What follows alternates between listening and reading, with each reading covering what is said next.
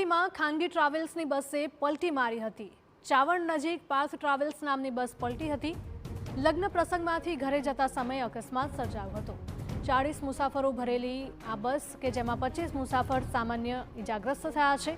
ઇજાગ્રસ્તોને સારવાર માટે હોસ્પિટલમાં દાખલ કરવામાં આવ્યા। પોલીસે ઘટના સ્થળે પહોંચી વધુ તપાસ હાથ ધરી હતી।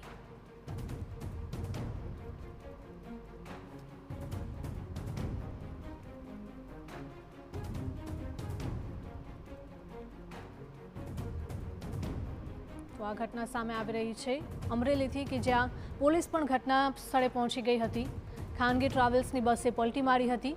અમરેલીના લાઠીમાં ખાનગી બસે ટક્કર મારતા અનેક લોકો ઇજાગ્રસ્ત થયા છે।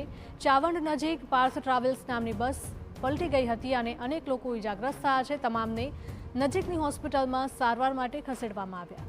લગ્ન પ્રસંગમાંથી ઘરે જતા સમયે અકસ્માત સર્જાયો હોવાનું સામે આવ્યું છે। આ બસમાં 40 મુસાફરો સવાર હતા, જેમાંથી 25 મુસાફરોને સામાન્ય ઈજાઓ થઈ છે।